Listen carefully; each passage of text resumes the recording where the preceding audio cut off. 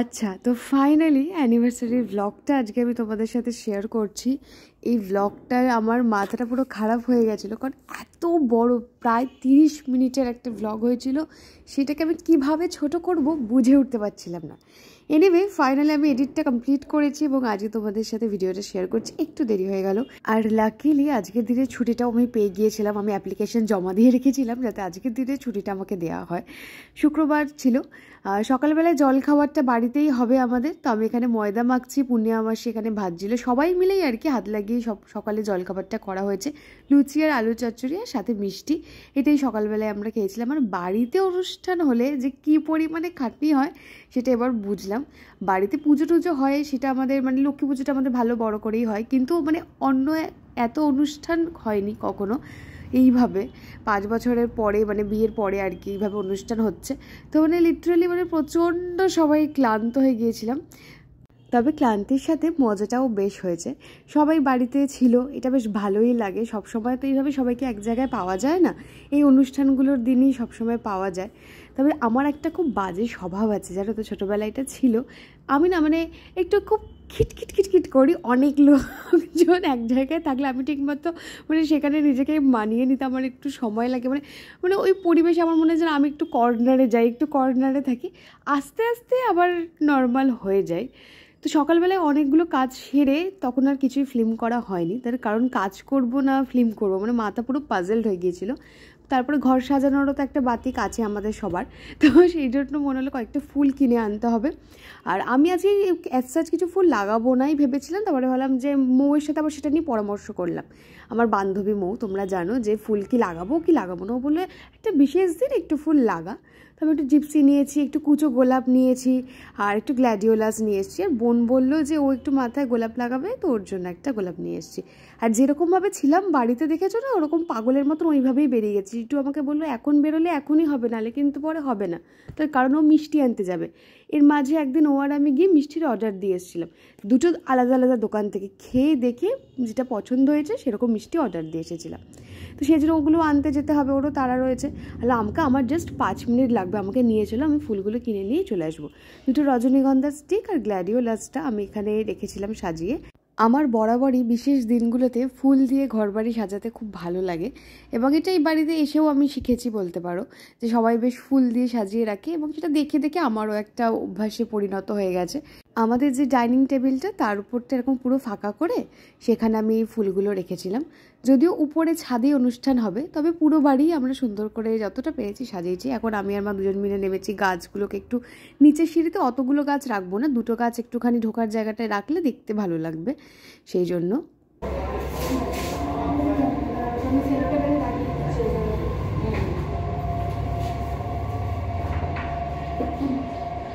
এই গাছটাকে কর্নারে ঠিক আছে একদম। আর এইটাকে এখানে দিয়ে দেবো, এখানেও দিতে পারিস। হ্যাঁ এইখানটা এখানেও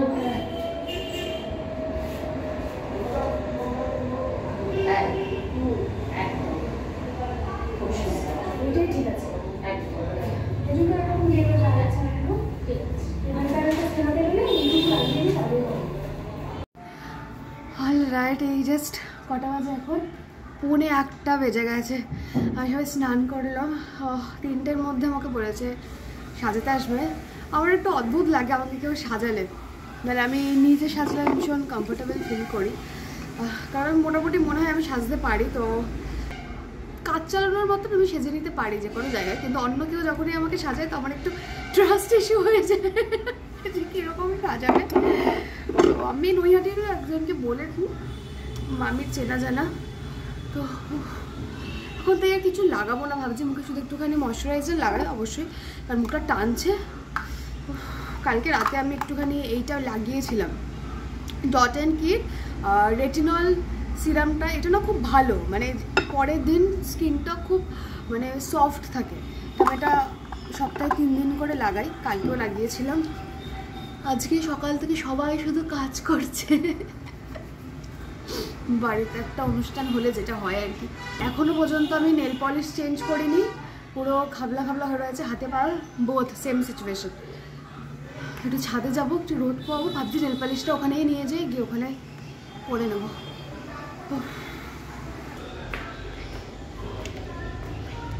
এই দুটো সিঁড়ি আমার বাকি রয়েছে। সাজানোটাও তোমাদের দেখানো হয়নি। বাবা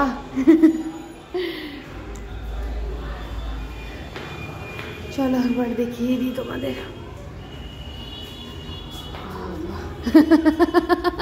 সবাই দৌড়ায়। এখানে রান্না হচ্ছে। আর এই যে দেখো, কালকে একটু দেখিয়েছি তোমাদের ব্যাকগ্রাউন্ড। এত গাছ না, সেই গাছ দিয়ে মোটামুটি ওইখানে রাখা রয়েছে, পরে চেয়ারগুলো কভার করে রাখা হবে।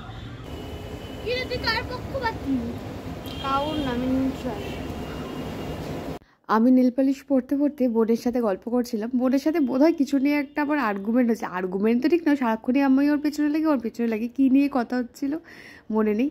তারপর আমার খুব পিঠে ব্যথা হয়েছে, তো দিদু আমাকে বেশ আদর করে পিঠ টিপে দিচ্ছিলো। আমার খুব ভালোও লাগছিলো। ছোটোবেলায় এরকম মানে এই ছোটোবেলায় আদরগুলো আমরা পেয়েছি, বড়োবেলায় সত্যি বড় হয়ে গিয়ে এগুলো আমরা মিস করি।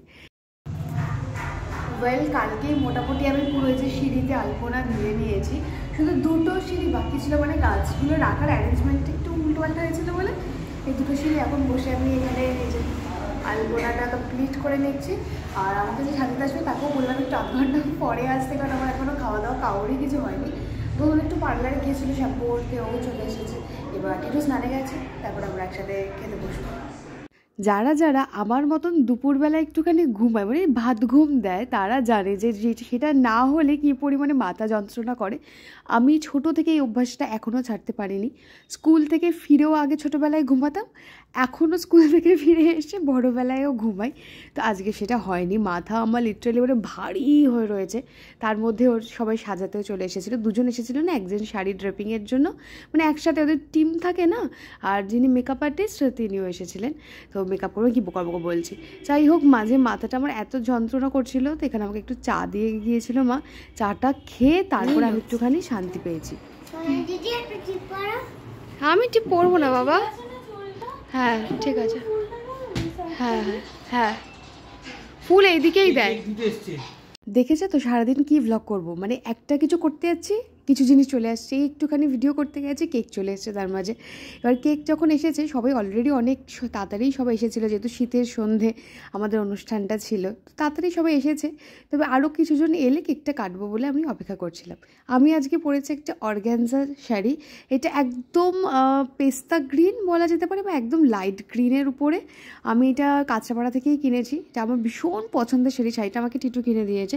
এবং টিটু আমি একই দিনে আমরা তিনজন মিলে বেরিয়েছিলাম একসাথে, পুরো এই আজকে ও যেটা পড়েছে আমি যেটা পড়েছি সব একসাথে কেনাকাটা করে একদিন এসেছিলাম। এটা হচ্ছে আমাদের গীতাঙ্গনের টিম, সবাই আমাকে আমার সব থেকে প্রিয় একটা উপহার দিয়েছে, সেটা হচ্ছে গল্পের বই। এবং আমাকে জিজ্ঞাসা করে দেওয়া হয়েছে যে কোন গল্পের বইটা আমার চাই, এবং আমি মিতির মাসে একটা ভলিউম বলেছিলাম, আমাকে দুটোই দেওয়া হয়েছে, আমার সাথে টিটুরও গিফট ছিল। তো এইটা আমার কাছে মানে বই উপহার না এখন এতটা মানে আন্ডার রেটেড, কিন্তু একটা সময় ছিল মানুষ বিয়ে বাড়িতেও বই উপহার দিত, এবং আমি মনে করি বইয়ের থেকে কিন্তু ভালো উপহার কিচ্ছু হয় না। ইতিমধ্যে আমার বন্ধু বান্ধবীরাও চলে এসেছিল, যদিও সবাই আসতে পারেনি। আমার বন্ধুর সংখ্যা মানে হাতের কর্ড শুরু হওয়ার সাথে সাথেই শেষ হয়ে যায়, এত গুটি কয়েক বন্ধু আছে আমার। কিন্তু যারা আছে তারা সেই ছোটোবেলা থেকেই রয়ে গেছে। তো পূজা, মৌ তাদের মধ্যে একজন, স্বর্ণালী, গোলু, তাদেরও আসার কথা ছিল কিন্তু তারা আসতে পারেনি। যাই হোক, আমি ভীষণ আনন্দ পেয়েছি, কারণ বন্ধু ছাড়া দেখবে সব কিছু অসম্পূর্ণ। পরিবারকেও যেরকম দরকার, বন্ধুকেও সেরকম দরকার, এটা আমি মনে করি। পরিবার যেরকম প্রত্যেকটা সময় পাশে থাকে, আবার কিছু কথা যেগুলো হয়তো পরিবারকে বলা যায় না, সেই জন্য বন্ধু বান্ধবরা কিন্তু তখন একটা সাপোর্ট সিস্টেম হয়। তো আমার জন্য বলতে পারো ওরা দুজন আমার জন্য ভীষণ রকমভাবে সাপোর্ট সিস্টেম। আমার পরিবার তো আছে সাথে, সেই জন্য বন্ধু বান্ধবদের নিয়ে চলাটা খুব দরকার। এখানে আমার ঠাকুমা, দিদু, দিদা সবাইকে নিয়ে আমরা ছবি তুলছিলাম। আমার সিঙ্গেল পিকচার খুব একটা আজকে ওঠেনি, তো মৌ এখানে আমাকে বেশ কয়েকটা ছবিও তুলে দিয়েছিল। যেহেতু ছাদের মধ্যে হয়েছিল, তো সবাই এক জায়গাতে রয়েছে। আর এই ক্যাটারিংটা করেছিল আমার মেসো, আমাদের বিয়ের সময় আমার মেসোই করেছিল। আমি যেহেতু মেসোকে মামা বলি, সেজন্য অনেক সময় তোমাদের বুঝতে অসুবিধা হয়। আর টিটু হঠাৎ করে দেখি আমাকে সারপ্রাইজ দিয়েছে, এরকম একটা ফ্লাওয়ার বুকে নিয়েছে। তারপর আমাদের সবাই খুব মানে জোরাজোরি করছিল একটু ডান্স করতে। আমি তো একটু লজ্জা টজ্জাই পাই এইসব ব্যাপারে। টিটু আমার থেকে আরও 4 গুণ বেশি লজ্জা পায়। তবু আমরা একটুখানি জাস্ট আমার শাড়ি দেখো পেঁচিয়ে গিয়েছিল পুরো, অর্গ্যানজা তো একটু সুরুত সুরুত করে আর কি।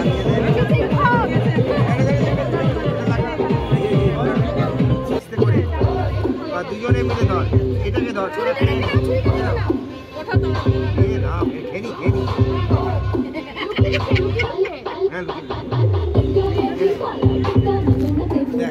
এই যে তোমাদের শুরুতে বললাম যে আজকে সেরকম আমি খুব একটা ক্লিপ নিয়েই উঠতে পারিনি, তবুও দেখো এত বড় একটা ভিডিও কিন্তু হয়েছে।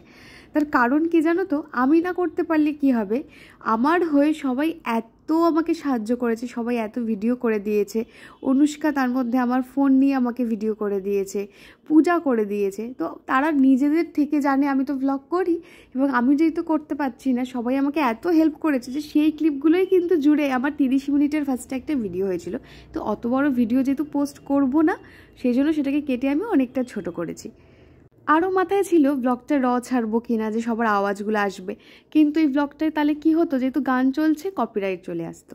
এই কেক খাওয়ার বিষয়টা নিয়ে তোমরা আগের দিন একটা ভিডিওতে বলেছিলে যে আমি যে বাচ্চাদেরকে আগে দিয়েছি, তোমাদের সেটা খুব ভালো লেগেছে, এবং তোমরা যে ছোট বিষয়টাকে নোটিস করেছো সেটাও কিন্তু আমার খুব ভালো লেগেছে। কারণ আমি এটা তো ওরকম প্রিপ্ল্যান্ডভাবে করিনি যে আগে ওদের খাওয়াবো পরে ওকে খাওয়াবো, এটা একটা ইনস্টিংক্ট এবং নিজের থেকে এসেছে। কারণ ওরা ওখানে দেখো ছোট, আমরা তো অনেকটা বড়, আমরা অপেক্ষা করতে পারি, কিন্তু ওরা একটা আশা করে, সেই জন্য আমি সবার আগে ওদেরকেই কেকটা দিয়েছি। আর এই ছবি তোলার জন্য পোজ দেবো কি, আমার এত কেকটা খেতে ইচ্ছা করছিল, তো আমি না ওর হাত থেকে দেখো কেকটা কেড়ে আগে মুখে ঢুকিয়ে তারপরে খালি হাতে পোজ দিয়েছি।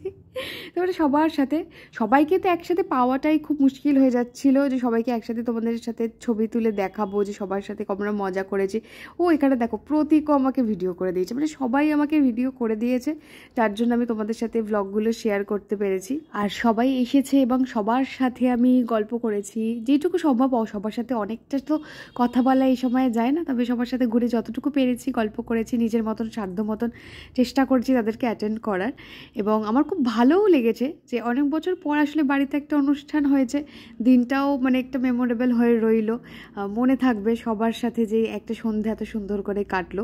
ভেবেছিলাম একটু নাচ টাচ হবে, কিন্তু সেই সময়টা আর হয়ে ওঠেনি। অনেকটা যেহেতু শীতের সন্ধ্যে তো দেবে একটু তাড়াতাড়ি ঝুম করে বিকেলের পরে রাত হয়ে যায়, তো খুব একটা সময় আমাদের হাতে ছিলও না। আর জানো তো আজকে সাজটা নিয়ে আমি একটুখানি ইনসিকিওরও হয়ে যাচ্ছিলাম। তার কারণ for the very first time আমি এই ধরনের একটা গ্ল্যাম লুক মানে ক্রিয়েট করেছি।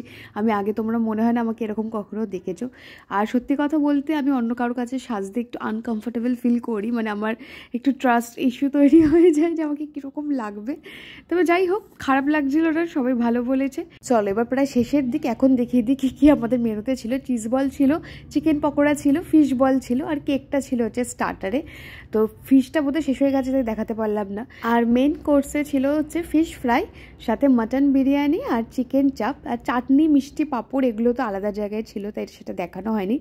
আমরা সবাই একসাথে রাত্রিবেলায় খেয়েছি, অনেকটা রাত হয়ে গেছে, কিন্তু আমার মেকআপটা কিন্তু খুব সুন্দর হয়েছিল আজকে, ভীষণ ইনট্যাক্ট। আর আমি যেরকম চেয়েছিলাম ভীষণ সিম্পল সেরকমই রেখেছে।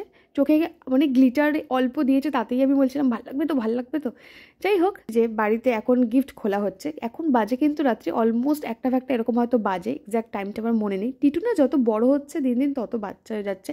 মাসিরা আজকেই চলে যাবে বলে, ওই যে দেখতে পাচ্ছ 1:45 বাজে, ইয়েস আমি ফিল্ম করেছিলাম যে তখনও বসেছে। এই যে ঘরের এই অবস্থা, তো আজকেই ও গিফটটা খুলে দেখবে। তো আমি এখানে আমার সব থেকে পছন্দের গিফট, ও আরেকটা আমাকে হাতে বানিয়েও গিফট দেওয়া হয়েছে। অনুষ্কা আমাকে একটা ড্রয়িং করে দিয়েছে, সেটা আমি তোমাদের অন্য ভ্লগে ডেফিনেটলি দেখাবো। আর এখানে দেখো সবাই খুব সুন্দর করে একটা শুভেচ্ছা বার্তা লিখেছে, সেই জন্য আমি তোমাদের সাথে শেয়ার করছি এবং এখানেই ভিডিওটাকে এন্ড করছি। আশা করছি তোমাদের ভিডিওটা বেশ ভালো লেগেছে। দেখা হচ্ছে আবার একটা অন্য ভিডিওর সাথে। Till then stay happy, stay blessed and always stay positive. Bye by.